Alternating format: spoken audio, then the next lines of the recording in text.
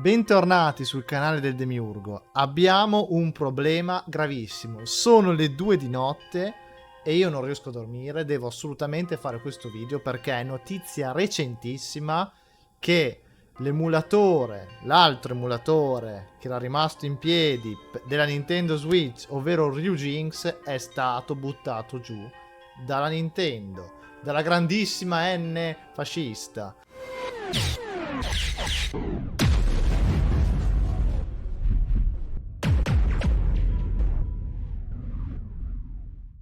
Che a differenza di tutte le altre case di produzione di videogiochi si sta dimostrando veramente antipatica, perché non lascia respirare, non lascia possibilità a chi ha a cuore i videogiochi di preservarli.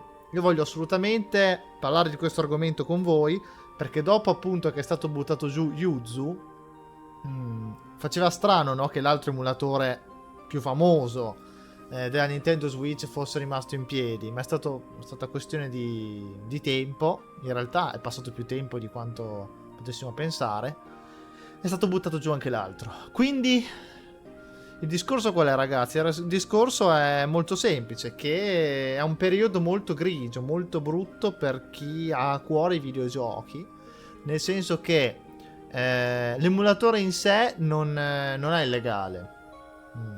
Diciamo che Yuzu poteva avere qualche problemino perché chi aveva sviluppato Yuzu chiedeva Patreon, cioè aveva un Patreon dove praticamente chiedeva supporto di tipo economico, e quindi se tu fai qualcosa del genere, nel senso che le donazioni possono essere sempre fatte, però praticamente lo sviluppo di Yuzu si basava sulle donazioni, quindi tu stai, diciamo, sviluppando un software che emula il funzionamento di una macchina, dell'ultima macchina, quella tutt'oggi presente sul mercato, tra l'altro di un'azienda come Nintendo, che ha risaputo da anni che ha una politica molto aggressiva riguardo alla tutela appunto delle proprie opere intellettuali, a differenza per esempio di Sony o Microsoft, per dire, o di Sega, che poverina non esiste più da quel punto di vista lì.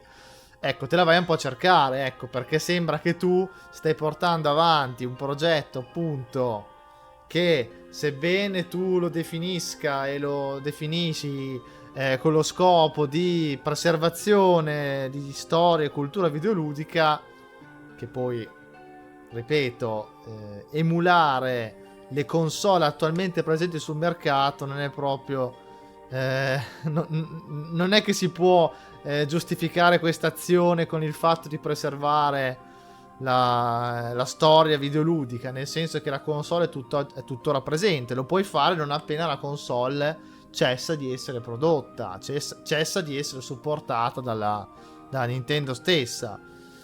Certo, bisogna cominciare prima, però prima di rilasciarla al pubblico, per evitare casini, sarebbe meglio aspettare, secondo me. Cioè, una volta che la Nintendo Switch è andata al termine, puoi rilasciare l'emulatore. Rilasciarlo durante la presenza della console stessa, come ultima ufficialmente supportata, può essere un problema.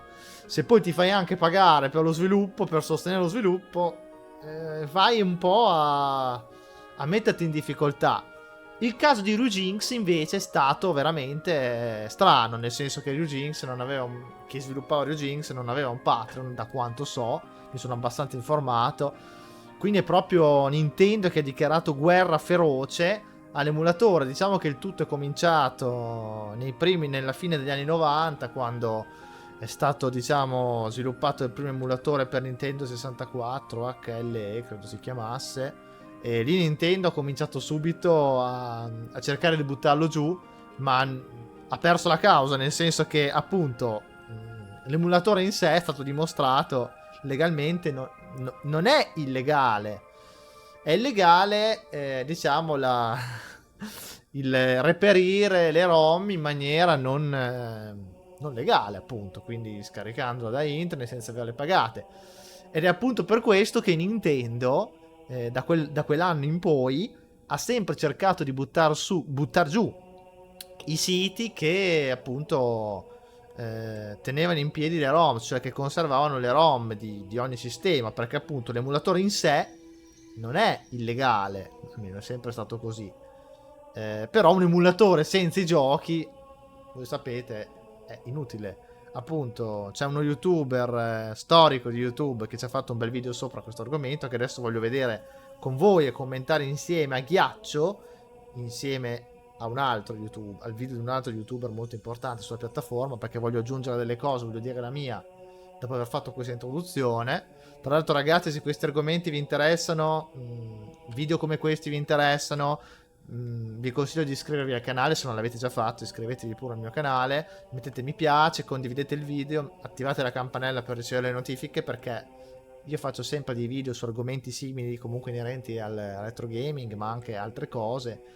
Se siete nuovi qua sul canale potete guardare le playlist e sicuramente troverete argomenti che appunto considererete interessanti, quindi dateci un'occhiata, ecco, considerate l'iscrizione. Poi se volete sostenere il canale potete sempre abbonarvi o fare una donazione. Detto questo, prima di arrivare all'analisi dei due video, io sono, come vedete anche là dietro c'è un po' di confusione, però sono un fiero possessore di hardware originale, quindi io dal mio punto di vista sono una persona che tiene assolutamente al retro gaming e alla conservazione e alla preservazione della storia retro videoludica, e quindi anche la preservazione dei giochi per Nintendo Switch. Però ripeto, una volta che la Switch è morta, farlo durante lo sviluppo della stessa, il fatto che durante la presenza della stessa sul mercato causa sempre problemi. Detto questo, vi faccio vedere appunto che io insomma ho un po' di tutto, nel senso che io parlo da persona che ho sempre sostenuto l'emulazione, però posseggo anche tutto, quindi sono assolutamente contro la pirateria. Però c'è da dire, voglio dire una piccola cosina prima di arrivare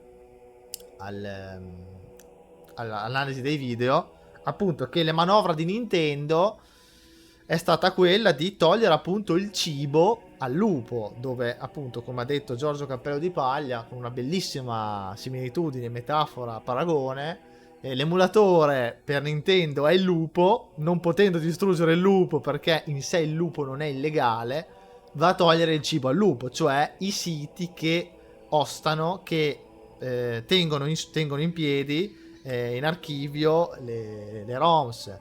Quindi è stata la volta di Love ROMs che l'hanno fatto chiudere, Emo Paradise l'hanno fatto praticamente chiudere, ha dovuto ridurre di molto sul database.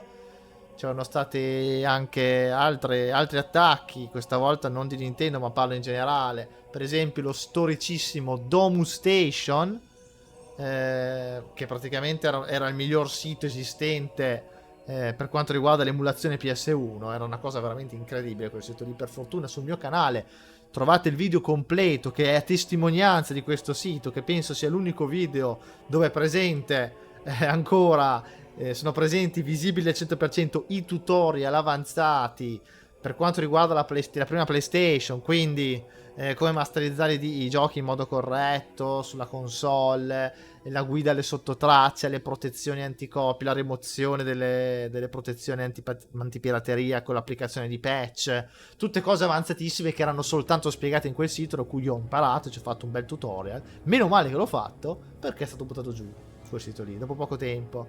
Poi non parliamo anche di Console Copy World, appunto il sito che ostava le patch per rimuovere le protezioni anticopia dei titoli PS1, che guarda caso dopo che io ci ho fatto il video poco tempo fa è stato buttato giù.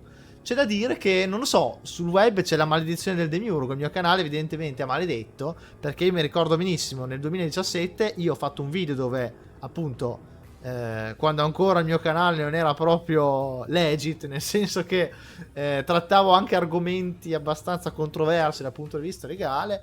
Cosa succedeva? Che io avevo fatto un tutorial dove facevo vedere qualcuno di questi siti, e dopo neanche una settimana è stato buttato giù Love ROMs, che lo mostravo nei miei video, è stato buttato giù Emo Paradise, che lo mostravo nei miei video, ho fatto il tutorial PS1, è stato buttato giù Domus Station, e adesso ho fatto il tutorial sull'applicazione delle patch PS1, è stato buttato giù Console Copy World, e quindi è un problema. Meno male che non ho mai fatto video sull'emulazione Switch fino adesso. Penso di essere uno dei pochissimi content creator a non averlo fatto, quindi non è colpa mia se non ho buttato giù quel sito, ecco, non è colpa mia.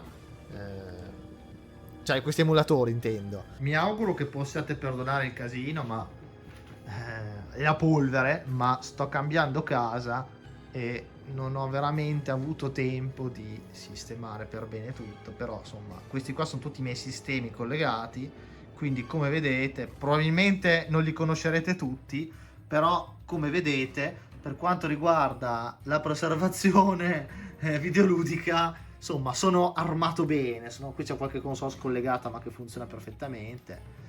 Qui c'è tante altre geggine da mettere a posto, controller, roba. Comunque come vedete sono ben attrezzato con hardware originale per appunto anche per quanto riguarda gli accessori. Poi qui ci sono altre cose, però come vedete sono ben attrezzato. Ecco, probabilmente questa qui non sapete cos'è. Comunque PS3, poi abbiamo addirittura qui il Vectrex, insomma anche roba proprio storica non poco, Wii U, anche l'Evercade, tutte le portate lì sopra. Qui c'è anche l'Xbox One, appunto lì la PS4, tutto un po' ancora in sviluppo, ma come ho detto cambierò casa. Però come vedete poi tutto collegato con le centraline SCART, RGB, scaler, insomma qui c'è lo scaler. Insomma, sono un veterano del settore, ci tengo tantissimo alla cosa, addirittura c'ho anche un cabinato, ditemi voi, cioè, nel senso, sono una persona che ha molto cuore la preservazione dei vecchi videogiochi e quindi, insomma, parlo con cognizione di causa.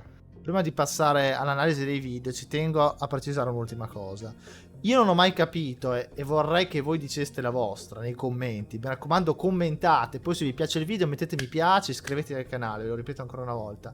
Voglio assolutamente sapere la vostra riguardo alla seguente, diciamo, alla seguente problematica, al seguente interrogativo. Io non ho mai capito come mai è illegale scaricare un gioco. Parliamo di giochi vecchi che non sono più possibili reperire sugli store ufficiali Nintendo, PlayStation, Microsoft, giochi non più supportati che non trovate più da nessuna parte, e quindi l'unico modo per averli appunto è o scaricarli da internet illegalmente tra virgolette, oppure comprarli usati o nuovi se avete il culo di trovarli. Io non ho mai capito perché è più illegale scaricarli. Parliamo di un gioco, che cazzo ne so, ecco, il Nuon, i giochi del Nuon, oppure i giochi dell'Atari Jaguar, oppure non so, ma anche giochi di Nintendo 64, insomma di qualsiasi sistema, giochi che non sono presenti su Virtual Console, non sono presenti negli store, che non potete comprare in modo ufficiale. Voi cosa fate? Appunto li scaricate o li comprate usati. Il problema è che comprarli usati li trovate a cifre allucinanti. La maggior parte di questi, poiché il retro gaming è diventato un settore veramente di moda, veramente dove i prezzi sono arrivati a essere allucinanti.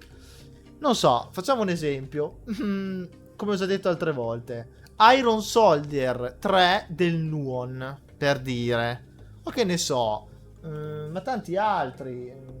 Adesso non mi vengono in mente altri non presenti, però ce ne sono parecchi, ragazzi. Questi giochi qua, secondo voi, fa più danno scaricarli legalmente senza pagare, oppure pagare, appunto, nel caso di Iron Soldier 15.000 euro, ma senza arrivare a quei casi lì? Facciamo, non so, l'esempio di alcuni titoli Neo Geo non presenti. Li pagate 1.000 euro, 400 euro la cartuccia. Ce ne sono anche per Nintendo 64 su quelle cifre lì, o anche PS1. Su quelle cifre lì, sto parlando, 400 euro, anche 100 euro. E voi li pagate, li date a un utente, a una persona che ha comprato il gioco all'epoca, e quei soldi che voi pagate per comprare quel gioco lì usato su eBay, su Subito, su Vinted, su Wallapop, dove volete, quei soldi lì vanno alla persona, ma non vanno alla Nintendo, alla Sony, a chi ha sviluppato il gioco, a chi ha la proprietà intellettuale. Quindi quello che vi chiedo, ma secondo voi cos'è che fa più danno? Io, per quanto mi riguarda, secondo me è peggio pagare delle cifre allucinanti, quei giochi di cui alla casa madre stessa non ne frega più perché non li ha più supportati, non li ha più messi negli store. È peggio pagare quei giochi una quantità di soldi allucinante, arricchendo la singola persona, il proprietario che in quel momento aveva il gioco e che l'aveva pagato molto meno all'epoca, piuttosto che scaricarli, perché se voi li scaricate è vero che i soldi non arrivano a Nintendo, ma non andate anche a speculare, nel senso, non c'è speculazione dietro, perché chi vende i giochi usati a cifre allucinanti, quei soldi lì che riceve non vanno a chi ha creato il gioco, non vanno a chi ha la proprietà intellettuale del gioco. C'è anche scritto sopra il disco, sopra la copertina, c'è scritto è vietata la rivendita, il noleggio, la distribuzione anche parziale. Allora, se è vietato ridistribuirlo illegalmente come copia di backup su internet da scaricare, è ancora più illegale rivenderlo, perché c'è scritto sopra, c'è scritto, voi prendete qualsiasi gioco PS1, PS2, c'è scritto sopra, ma anche Nintendo 64, non si può rivendere, perché se tu lo rivendi, i soldi te li becchi te, non se li prende la Nintendo, la Sony, e poi normalmente chi lo rivende prende il triplo, il quadruplo, se non di più, di quello che il gioco costava all'epoca. Quindi è un mercato veramente dell'illegale, eppure è normale, è accettato, è una cosa che non riesco a capire. Vorrei che voi diceste la vostra, ma soprattutto scaricare giochi che non vengono più supportati non fate del male a nessuno, nel senso che non tanto sugli store non ci sono, anzi fate un favore immenso alla preservazione, perché se questa gente, queste persone non si fossero dedicate alla preservazione videoludica, non avremo più niente, molti titoli li avremmo persi, accidenti. Vogliamo solo parlare degli arcade, gli arcade sui cabinati, vogliamo parlare di quelli. Sapete quante schede sarebbero state perse per sempre se non ci fosse stato qualcuno che ha inventato il MAME, il Multiple Arcade Machine Emulator, e avesse trovato il modo di dampare le schede? Ragazzi, cioè, non è che ci vuole tanto a capirlo, questa è una cosa che però voglio che voi mi diciate la vostra, perché è una questione molto importante e di cui nessuno parla veramente. Chi scarica viene visto come il male assoluto, ma chi vende, chi specula su proprietà intellettuale altrui non viene toccato, ma in realtà secondo me è molto peggio. Ho detto la mia, È veramente una contraddizione interna della legge che andrebbe chiarita definitivamente, perché non se ne può più, secondo me. Andiamo a analizzare ora i due video.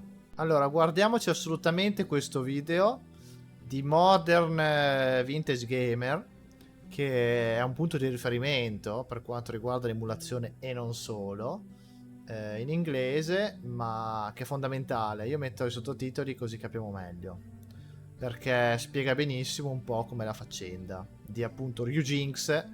L'altro emulatore Switch è morto, appunto notizia recentissima, ci ha fatto il video 3 ore fa, quindi sarà successo 4 ore fa, insomma. Well, it seems like Nintendo is going scorched earth at the moment. Not only are they actively going after YouTubers once again and striking down videos of their first-party games. Sì, perché c'è da dire che Nintendo sta anche rompendo i coglioni, sta buttando giù molti tutorial e video che appunto spiegavano come configurare Yuzu, come configurare Ryujinx, appunto degli YouTuber, oppure che mostravano giochi della Switch emulati. Running on emulation, and this is something that Retro Game Core is currently going through right now, and something that I've gone through myself many years ago now, but it seems like they're basically just on the warpath. Now, the other thing that's happened today, and the thing that really kind of got me, interested in all this, is the fact that the other Nintendo Switch emulator that wasn't taken down a few months ago, you may recall that Yuzu, the popular Nintendo Switch emulator, was removed by DMCA. Allora, il DMCA, ragazzi, per chi non lo sapesse, è il Digital Millennium Copyright Act. Praticamente è stato rimosso per questo diritto da Nintendo Yuzu, appunto, tempo fa, e qui appunto dicono che appunto sono stati, quelli di Ryujinx sono stati pressati, sono stati proprio tormentati allo sfinimento da Nintendo, che praticamente li ha ricattati. It's basically gone off the face of this earth. And the other emulator, Ryujinx, which seemed like everything was above board as far as its source code and the way that they kind of managed their releases, and basically didn't really paint an arrow over their head for anyone to take them down. They kind of did things above board. They didn't have a Patreon page or anything like that. Sì, appunto, come ha detto lui, a differenza di Ryujinx non aveva una pagina Patreon, non hanno mai cercato di speculare più di niente in realtà. Quindi proprio Nintendo che è andata... Guardate quante reazioni, tra l'altro. Questo è il Discord è il server Discord di Ryujinx. Questo post è stato fatto lì. Well, unfortunately, Ryujinx is a Switch emulator that no longer will exist after today as well. So, o meglio, questi emulatori Ryujinx continueranno ad esistere in modo nascosto, ma non verranno più aggiornati, oppure gli aggiornamenti saranno veramente pochi. Saranno pochi, risicati, ci saranno pochi update da questo momento in poi, perché non verranno più supportati ufficialmente.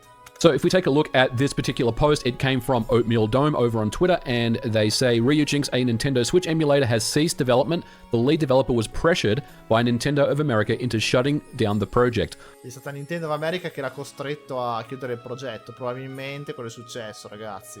Gli avranno detto, guarda, gli avranno scritto minacciandolo con gli avvocati e tutto, che quelli della Nintendo sono come quelli della Disney, se non peggio, quindi hanno degli avvocati che fanno paura. Sono dei nazi, si può dire, perché no, veramente, a differenza di Microsoft, Sony o altri, Nintendo fa paura da questo punto di vista. Cosa è successo? Praticamente le avranno detto probabilmente, allora o rimuovete tutto e non pagherete più di tanto e non ci accaniremo contro di voi, oppure se non lo fate subito saranno cazzi duri per voi. E infatti probabilmente è andata così. All downloads and the GitHub repositories will be removed.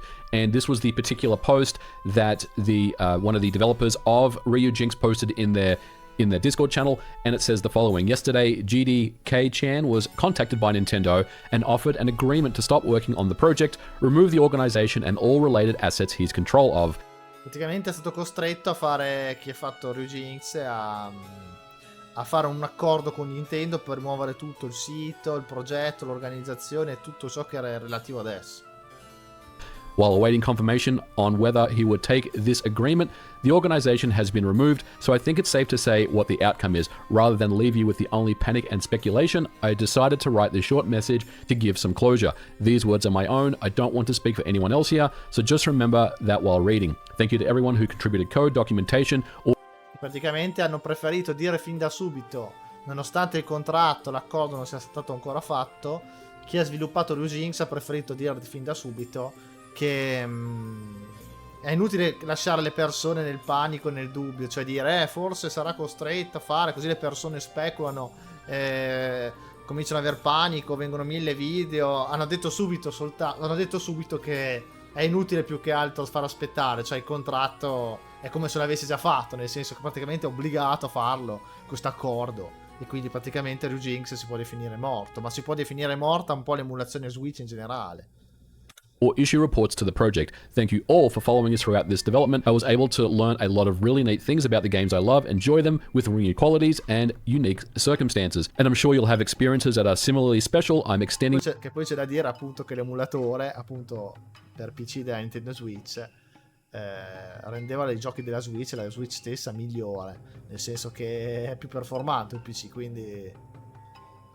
la macchina stessa i giochi giravano a grafica allucinante, risoluzione allucinante rispetto alla console stessa. C'erano solo pregi, insomma i difetti erano pochi, sì, qualche problemino di incompatibilità, qualche glitch qua e là, però cioè è impressionante vedere come l'emulazione della Switch sia meglio della Switch stessa, ma di tanto, My own massive thanks to our moderation team, who have been here through some rough circumstances and always found ways to make light of it. So there you go, that is pretty much it. Ryujinx, as we know it to be, no longer exists, and this is a huge blow.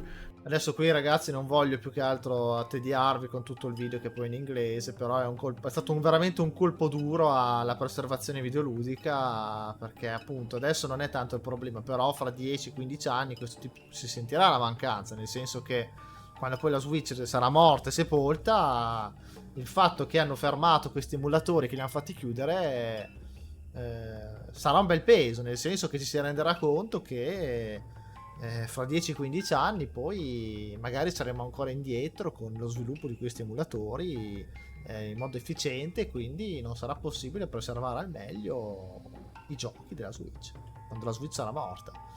È una cosa tremenda, c'è da quasi da aver paura ultimamente, ma ultimamente ci sono queste politiche qua veramente aggressive che non risparmiano neanche gli emulatori, cioè non tanto le ROM, gli emulatori proprio.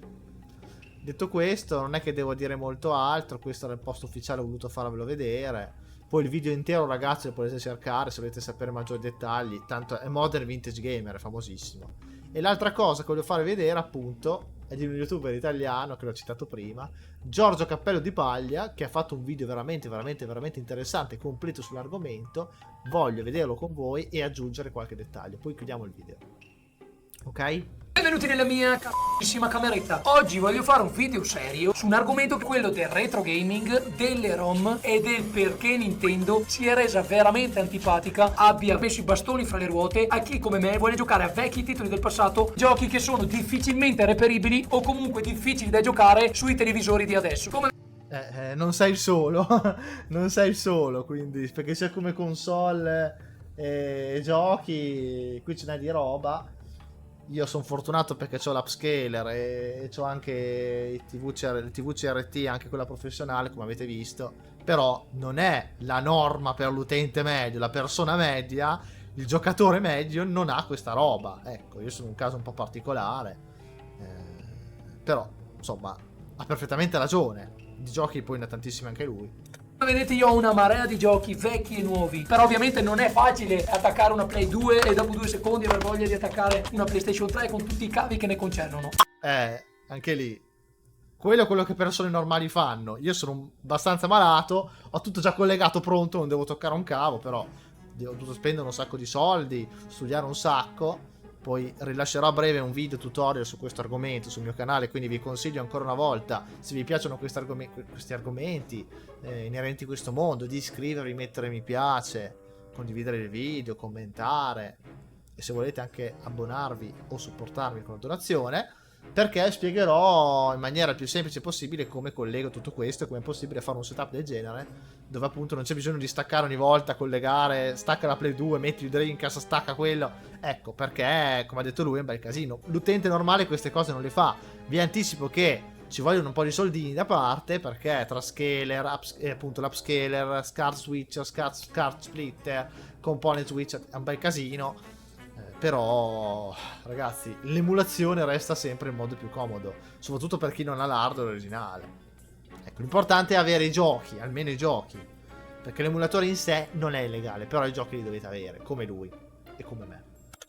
Ok, ma facciamo subito un piccolo salto indietro nel tempo. È l'estate del 2018 e indovina qual è stata la console più venduta di giugno? No, non è stata la Nintendo Switch o la PlayStation 4 come si può pensare. È stato il mitico Nintendo Classical Sì, è stato il NES Mini, ragazzi. Il NES Mini è una console, una mini console, la prima mini console che ha fatto fare un sacco di soldi a Nintendo. E infatti da lì poi è arrivata lo SNES Mini, poi è arrivato anche, volevano fare anche il Nintendo 64 Mini, hanno fatto tantissima roba mini dopo, anche la PS1, PS Classic, vabbè, della Sony. Comunque tante altre aziende hanno seguito lo stesso percorso, Atari, insomma hanno fatto queste rivisitazioni mini che sono fatte per i nostalgici, ma sono praticamente dei gusci di plastica, praticamente vuoti, con un Raspberry o comunque un mini PC veramente depotenziato cioè veramente poco potente, con degli emulatori, e questi emulatori sono fatti da Nintendo. Ma secondo voi questi emulatori da chi mai avranno preso spunto? Dagli emulatori che hanno fatto, tra virgolette, gli hacker all'epoca. Quindi l'emulazione è stata da sempre qualcosa di fondamentale per Nintendo e per la conservazione del patrimonio videoludico.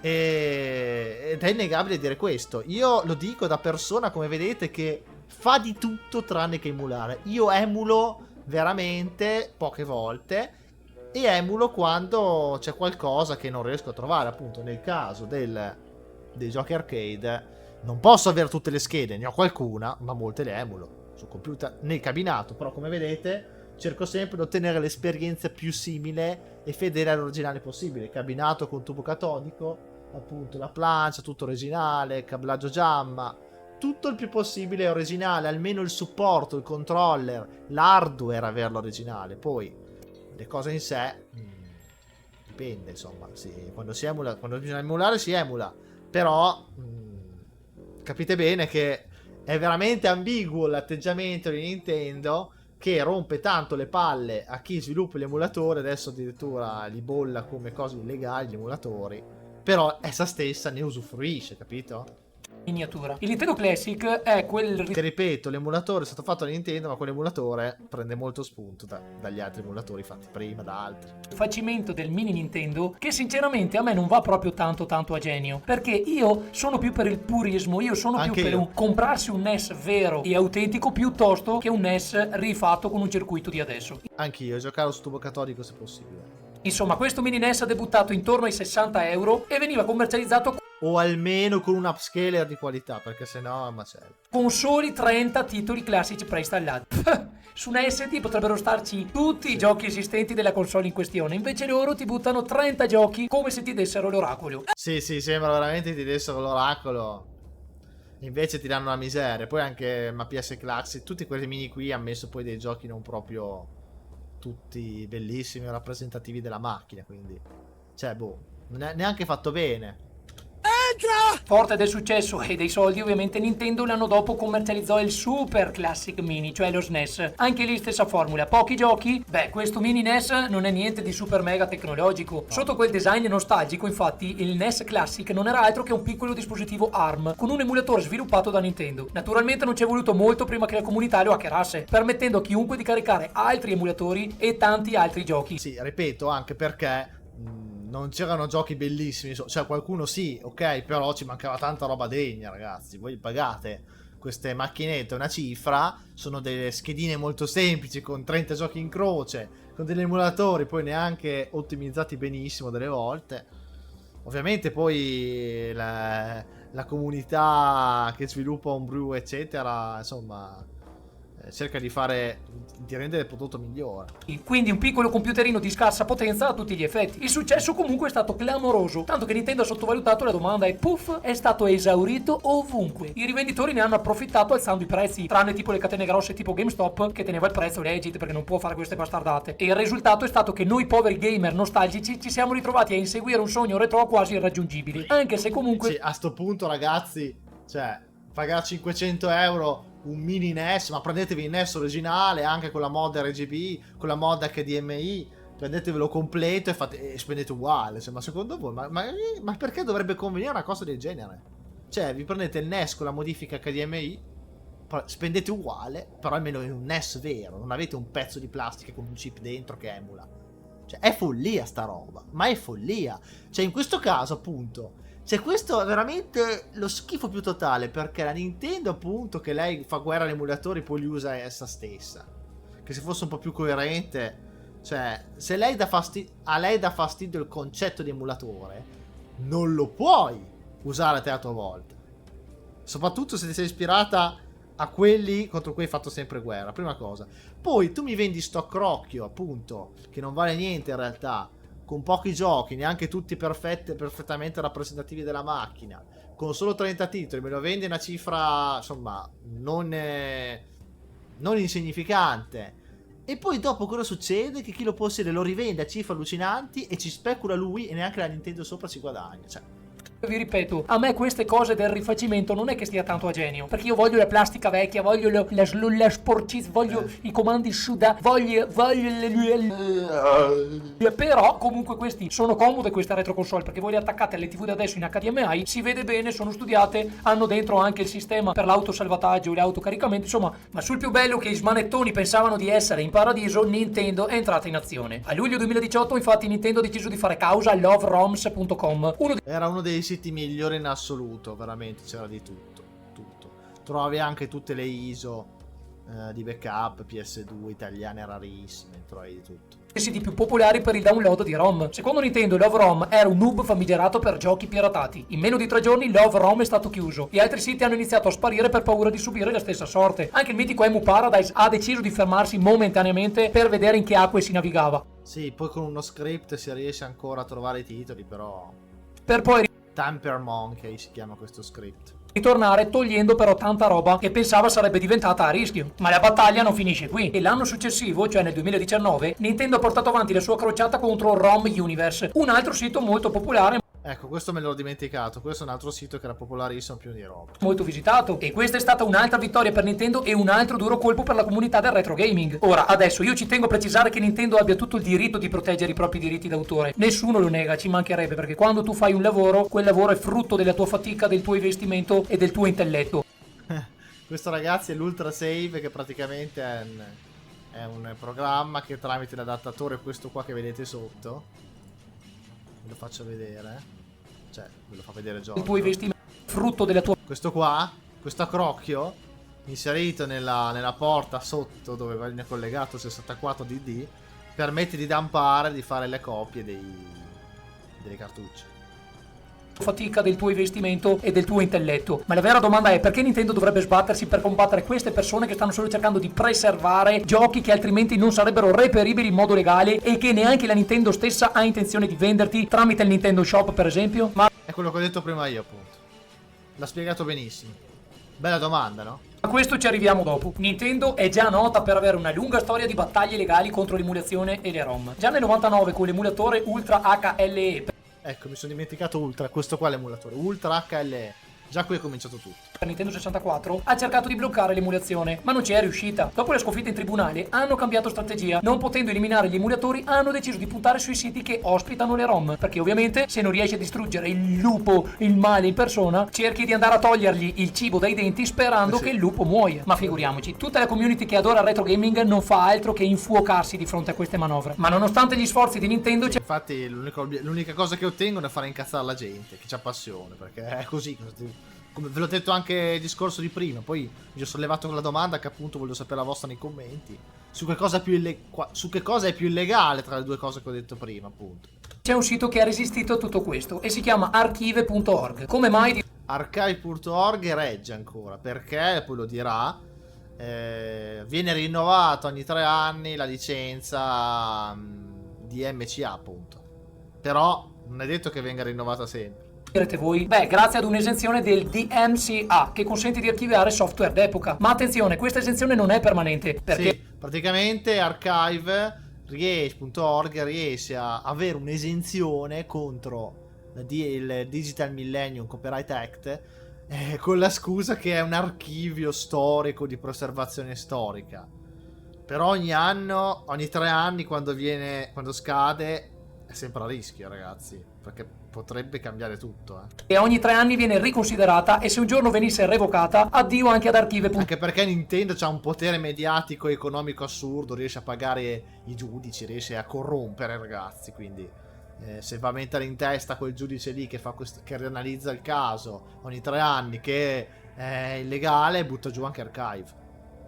E indovina chi sarebbe il primo a colpire? Esatto, Nintendo. Dimenticavo, il DMCA è il Digital Millennium Copyright Act, una legge degli Stati Uniti d'America sul copyright che implementa i 2 trattati del 96 sull'Organizzazione Mondiale per la Proprietà Intellettuale. Il DMCA rende illegali la produzione e la divulgazione di tecnologie, strumenti o servizi che possono essere usati per aggirare le misure di accesso ai lavori protetti dal copyright, ed inoltre criminalizza l'elusione di un dispositivo di controllo d'accesso. Insomma, la legge americana sul copyright riguardo i software. Pensate che Yuzu, l'emulatore principale per Nintendo Switch, ha accettato di chiudere il progetto e pagare $2,4 milioni a Nintendo per violazione di copyright, perché si sono cagati in mano e hanno anche, appunto, come ho detto prima, hanno avuto molta paura. consegnato il dominio e hanno voluto togliersi veramente dai piedi, e hanno perfino eliminato tutte le copie di Yuzu e di altri strumenti di elusione utilizzati per lo sviluppo o l'utilizzo dell'emulatore, ma anche quelli hardware per emulare la console stessa. Insomma, con Nintendo non si fotte, perché fa veramente paura questa società. Il fatto è che Nintendo ha tutto il diritto di proteggere il suo materiale, ma c'è un problema: che l'azienda sta spingendo per la rimozione di siti che minacciano la conservazione di ROM, e in moltissimi casi non appartengono neanche a Nintendo, perché non è che... Appunto, questo è il problema. Cioè, Nintendo si arroga il diritto di rimuovere, anche buttare giù altri siti che contengono ROM, cioè giochi la cui proprietà intellettuale appartiene ad altre case, Sony, Microsoft, Sega e altri. Quindi, cioè, può buttare giù quello che riguarda lei, cioè nel senso la parte di database riguardante la sua proprietà intellettuale, ma con quale diritto lei butta giù anche le altre ROM? Che tutti i giochi sono sviluppati da Nintendo, tutti i giochi sviluppati da altre software house sono sviluppati da altre software house, poi sono messi su console Nintendo, quindi hanno la loro licenza nelle loro console. Ma se il software lo produco io, perché devi arrogarti il diritto di fare la voce grossa anche per me? Un altro discorso che ha sempre attanagliato noi giovani, Perché Nintendo c'ha questa mania, c'ha questo complesso di superiorità e deve essere arrogante in questo senso. dei primi anni 2000 è se sia legale o no scaricare le ROM. Cioè c'era la leggenda che se tu possiedi il gioco originale puoi scaricarti la ROM perché comunque tu hai pagato il tuo dazio, ma è sempre stata una cosa talmente rarefatta. Nei forum, quando io avevo 14 anni, quindi intorno al 2001, si vociferava che al vicino di casa fosse arrivata la squadra, la Digos, la Dea, a sfondargli la porta e a requisirgli tutto quello che aveva, multa, metterlo in galera. Queste sono tutte leggende che non sono mai successe, ma dove allora arriva veramente la legge? In Italia? Cioè in teoria, finché non si bypassano protezioni digitali, scaricare una copia del proprio gioco dovrebbe essere legale. Però anche fare questo non è semplice, perché provate voi a dampare la copia di un vostro gioco del NES. Servono degli strumenti hardware specifici come appunto il Retrod 2, che è difficilissimo da reperire perché non è mai in stock. E poi ti servono gli adattatori, insomma non è così semplice. E quando funziona poi, perché funzionano bene solo per determinate console, per non parlare dei problemi che sorgono con giochi più moderni come quelli del Dreamcast, l'Xbox, il GameCube, dove la situazione si complica ancora di più. E allora Appunto, ragazzi, l'ha detto benissimo già lui, non c'è bisogno che lo ripeta. E appunto avete visto anche una pubblicità, scusate ma devo parlare piano perché è una certa ora. Avete visto anche la pubblicità che andava a bomba nei primi anni 2000 contro la pirateria, non ruberesti mai una macchina, insomma quella pubblicità lì, che tra l'altro abbiamo fatto vedere anche nella mia live sulle pubblicità dei videogiochi. Vi metto il link qua sopra, la potete vedere quella live. Sì, quindi diciamo che sebbene potrebbe essere un vostro diritto quello di fare il backup dei giochi che possedete,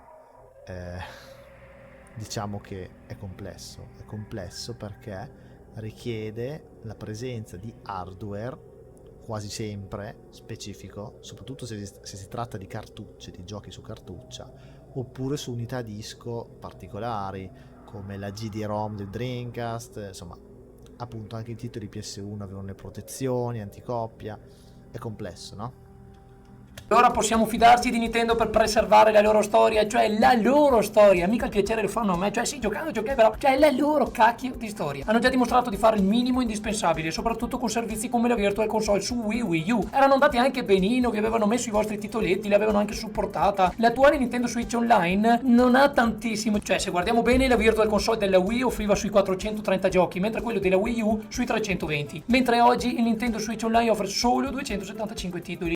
Sì, diciamo che loro non stanno dando un'alternativa, cioè loro rompono tanto le balle a chi si sbatte per conservare i loro titoli, la loro storia videoludica, ma sono i primi a loro volta che non fanno abbastanza, a volte fanno veramente niente per conservarla, quindi loro fanno guerra a tutto questo, ma non ti consentono di reperire i giochi iconici del passato. Cioè, appunto, come ha detto Giorgio, dalla Virtual Console su Wii U, su Wii, poi su Wii U e Switch stanno sempre più calando i giochi disponibili. Quindi a Nintendo non interessa rendere disponibile gran parte dei giochi del passato, interessa proprio dare sempre quegli stessi titoli, i più importanti, che girano e rigirano. Però se tu fai questo non puoi far guerra a chi invece si impegna per conservarli, per me. Titolo più, titolo meno, insomma adesso vi dico i numeri americani, ma europei saranno anche meno. Un calo drastico come ogni nuova generazione di console, cioè indice che se ne stanno sbattendo un po' la minchia. E poi ci sono giochi storici, GDR-oni come Chrono Trigger, Secret of Mana, dove sono che non sono ancora stati pubblicati? Quanti anni dovranno ancora passare per accontentare il pubblico veramente al 100%? E quanti anni dovranno ancora passare per ritrovarci un bel Metal Gear The Twin Snake per GameCube sulla Virtual Console?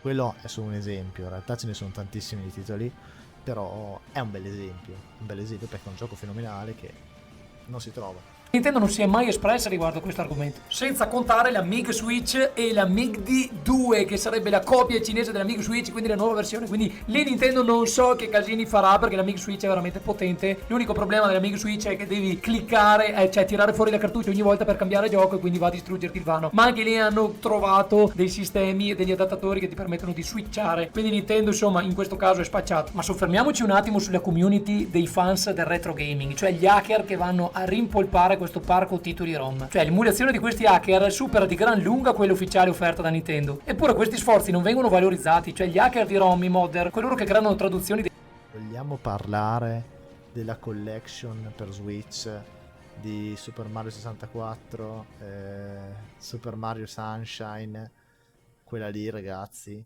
che girava malissimo su Switch, era emulata malissimo, era piena di problemi.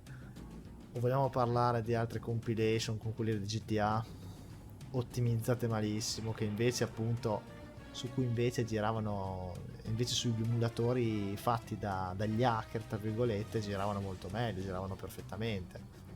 È solo un esempio. Molto spesso anche le release ufficiali e appunto gli emulatori ufficiali fatti dalla casa madre funzionano malissimo. Ecco, girano malissimo a differenza del gioco che viene fatto girare sull'emulatore fatto dagli hacker.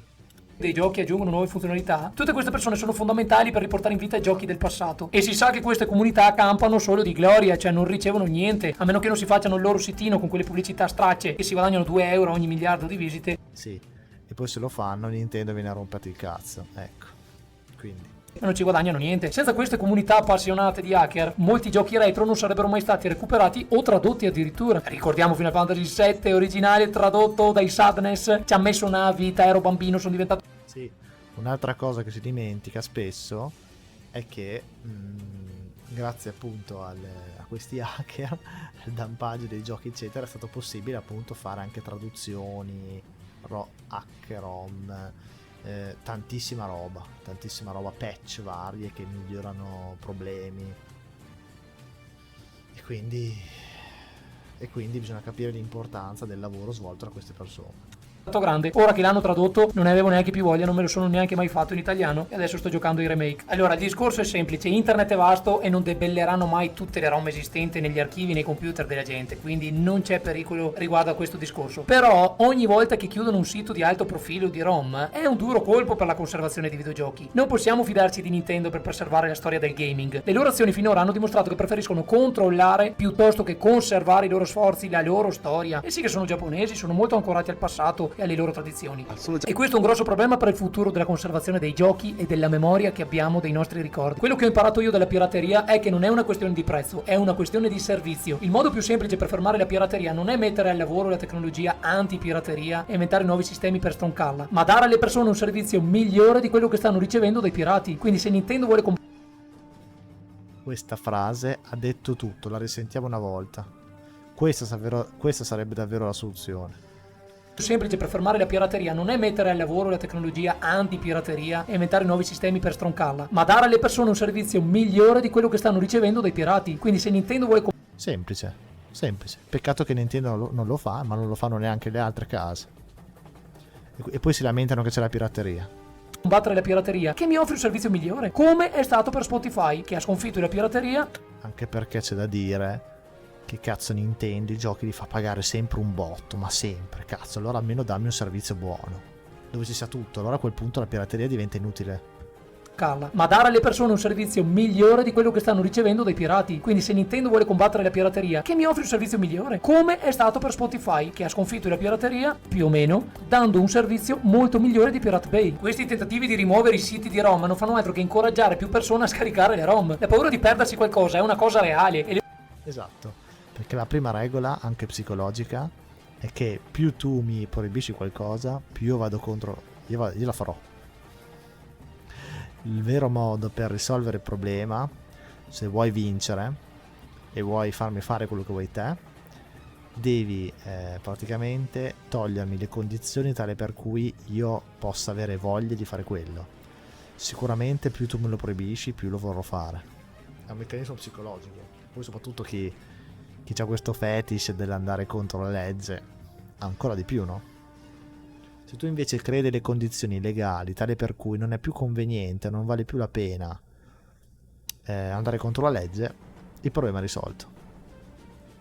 Le persone scaricheranno in massa ROM il più velocemente possibile per preservarle da future chiusure. E Disney ha contribuito a rovinare la legge sul copyright, perché non è che abbia fatto tanto di meglio. Un film si può scaricare legalmente senza ripercussioni dopo 70 anni dalla morte dell'autore. Quindi noi adesso dovremmo vederci film del 1930 per essere tranquillissimi, ok? Invece il copyright dovrebbe durare quanto i brevetti, non un anno di più. E ora vi...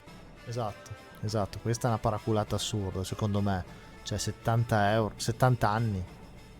Qui la Disney anche lei si è andata giù pesante, e sicuramente non ha aiutato. Siamo in una distopia in cui le cose diventano di pubblico dominio solo dopo un secolo. Grazie Disney. Il fatto è che nessuno si rende conto di quanto i primi film, quelli cioè proprio i primi film creati, siano andati perduti nella storia a causa del degrado della cellulosa, della rarità delle fotocopiatrici. Cioè dovremmo essere contenti che sia così facile scaricare. Copiare ed eseguire un software su emulatore è portare avanti il retaggio dell'autore. Cioè i familiari dovrebbero esserne contenti. Cioè ci rendiamo conto che Nintendo ha provato a rendere illegale il noleggio di giochi negli anni 80. Adesso invece ti stanno noleggiando i giochi direttamente tramite Nintendo Switch Online, cioè la situazione si è capovolta a loro favore, proprio come volevano. Se ho bisogno delle questa ragazzi è veramente ironica questa cosa, cioè risentiamola un attimo perché è veramente ridicola, provato a rendere illegale il noleggio di giochi negli anni 80. Adesso invece ti stanno noleggiando i giochi direttamente tramite Nintendo Switch Online, cioè la situazione si è capovolta. E poi non è neanche l'hardware, cioè almeno una volta tu noleggiavi e avevi qualcosa di fisico, adesso non hai niente in mano, cioè voi comprate, voi state noleggiando ma non avete niente in mano. Ma vi rendete conto? Il digitale è l'altra grossissima grande paraculata presa per il culo, il digitale, l'only digital. Io non sono affatto per l'only digital e si vede. A loro favore, proprio come volevano. Se ho bisogno dell'autenticazione del server per giocare i miei giochi, allora significa che non li possiedo davvero, ma li sto solo noleggiando. Ci avete mai pensato? Insomma, le aziende di... Appunto, i giochi non sono vostri, voi li pagate dagli shop, dagli store, ma non sono vostri, state soltanto noleggiando perché avete ogni volta bisogno dell'autenticazione del server. I giochi... Voi li avete finché lo decidono loro, non li avete come qui per sempre finché vivete. Odiano la conservazione dei videogiochi. Non vogliono che tu conservi le loro vecchie cose. Vogliono che tu ti dimentichi le loro vecchie cose e compri le loro nuove cose. Ma baffa. Il fatto è che siti come... È così. Peccato che le nuove cose fanno quasi sempre cagare, a differenza delle vecchie. Vims sono una vera tragedia averli persi. Uno dei pochi siti altruisti nel suo file hosting. Cioè non ho mai visto un sito così dedito alla conservazione che ospitasse i manuali per questi giochi, tutti i librettini, le copertine e diverse revisioni anche con tutti gli aggiornamenti. Se rifacevano la copertina ti mettevano quella aggiornamento. Insomma ci tenevano davvero tanto. Il sito era super sicuro, non c'era pubblicità ed è fottutamente straziante che non esista più. Ma se un prodotto di Nintendo viene piratato... Sì, col cavolo che vi mettono copertine fatte bene, vi mettono i manuali e tutto sugli store, sugli shop, e Nintendo stessa non fornisce un modo legale per acquistarlo, tu non li stai privando di entrate, quindi come fanno a dire che hanno perso mille soldi? Appunto. Sai com'è che perdono soldi? Perdono soldi se tu compri un gioco usato e lo paghi molto di più di quello che valeva. Lì perdono soldi e si arricchisce il proprietario. E per me è una cosa schifosa. Perché poi va a alimentare un mercato che vive di speculazione. La maggior parte della gente che vende su eBay non compra e vende per passione, ma lo fa per soldi, e vanno a uccidere una passione. È uno schifo, posso dirlo? Per un prodotto che non viene fornito e non è reperibile. Nintendo ha speso più soldi per proteggere i suoi vecchi giochi di quanto abbia effettivamente perso con la pirateria. L'unica cosa che... Esattamente. Paradossale. Mi viene da pensare che la loro fredda testa da manager pensi che il tempo dedicato al retro gaming è tempo non dedicato ai nuovi titoli da 70 euro. L'industria odia il retro gaming, a meno che non si acquisti l'ennesimo remake a prezzo pieno. Scrivetemi nei commenti cosa ne pensate. Sì, appunto ragazzi, un'altra cosa. C'è da dire che ormai l'industria videoludica ha perso la creatività, l'originalità, si fanno remake e remaster a bomba. E quindi una cosa che sicuramente dà fastidio alle nuove case, soprattutto a Nintendo, che ricicla e riusa gli stessi cazzo di brand da decenni, non sa più che cazzo fare, sempre uguali, Super Mario, tutti uguali, tutto uguale sui brand Metroid, Smash, e li manda sempre a prezzo pieno. Ecco, una cosa che gli dà fastidio è che tu possa ancora giocare ai giochi vecchi, perché se tu puoi giocare ai giochi vecchi non riescono a giustificare l'ennesimo remake, remaster, perché non sanno fare nient'altro che quella roba lì, perché non sanno più cosa inventarsi. E quindi diciamo che l'unico modo per obbligarti a comprare il remake o la remaster è appunto toglierti la possibilità di giocare alla versione vecchia. Non hanno più idee, non hanno più originalità, e quindi ne escono un botto. Ci sarà un motivo, no? Serve per giustificare l'acquisto di quelle cose. Detto questo, io vi saluto e spero che questo video sia stato fonte di ispirazione per voi e che possiate ritenerlo utile. Mi raccomando, dite la vostra nei commenti e ci vediamo al prossimo video. Ciao!